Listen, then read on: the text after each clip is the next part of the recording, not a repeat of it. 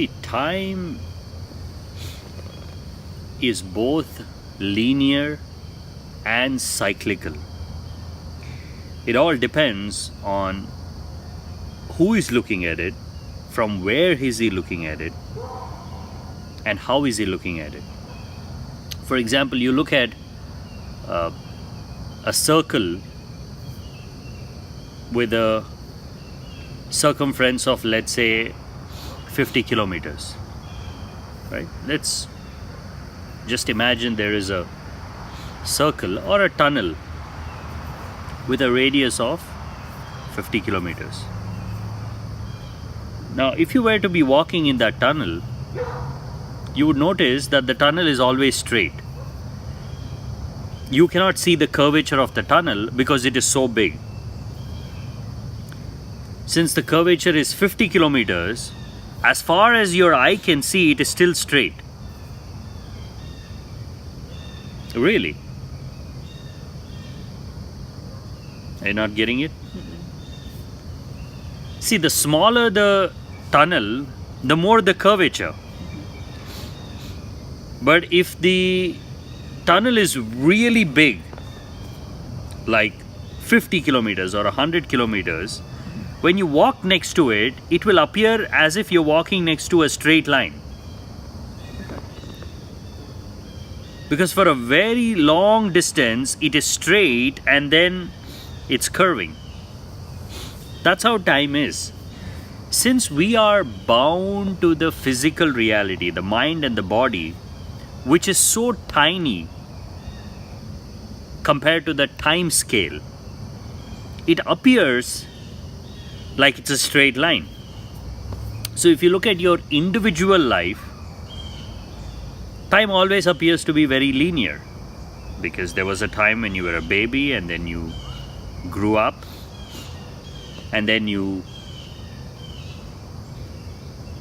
acquired more knowledge, more skills, and you can very clearly see this linear movement where you are acquiring the knowledge, the understanding and everything.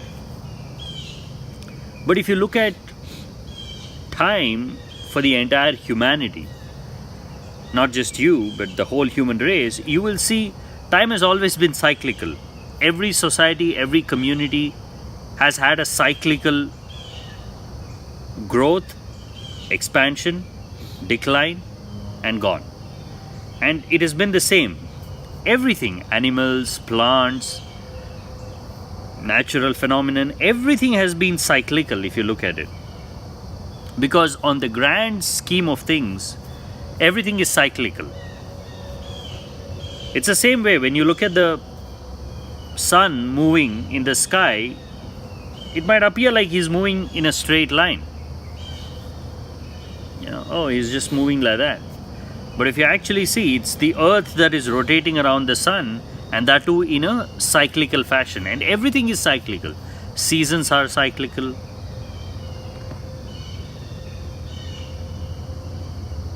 Day and night is cyclical. Birth and death is cyclical.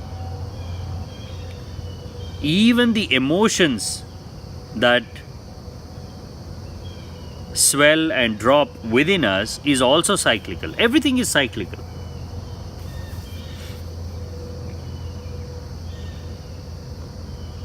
So on a time scale, on a limited time scale of the mind and the body, things appear to be linear. Oh, my life is a movement from past to the future.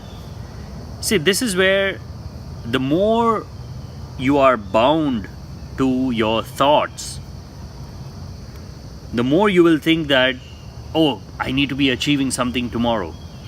Tomorrow becomes more important than today. As far as thoughts are concerned, thoughts are always about tomorrow. Even when you reflect on your yesterday, you're still using that to project something into the tomorrow. Thoughts are never in the present moment. Give it a thought. Think about it. The moment you think, you're trying to create your future. It could be in the next moment, it could be 10 minutes ahead, or it could be a day ahead. Still, the purpose of thought is to make sure that you learn from your past experiences and you project that into the future and you keep moving on. That is why it is impossible for people to learn, because learning is really bound in the very nature of time. Time itself learns, time itself heals, time itself teaches. If only people can have enough patience, if they pick up something and they begin to do it, and if they can have enough patience with it, then 100% they will learn. 100% time will teach them everything. But if you're too impatient, you keep hop skipping between one experience and another, and you don't give yourself enough time for the learning to sink in. It could be anything, not just meditation. Learning anything requires time.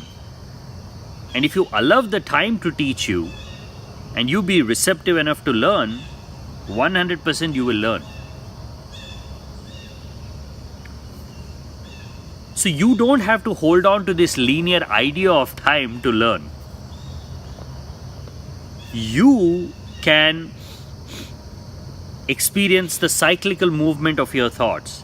You can pay more attention to how everything is happening cyclically. When you get angry, observe that anger and wait for the next cycle. You will see after a while you would be able to pick a pattern.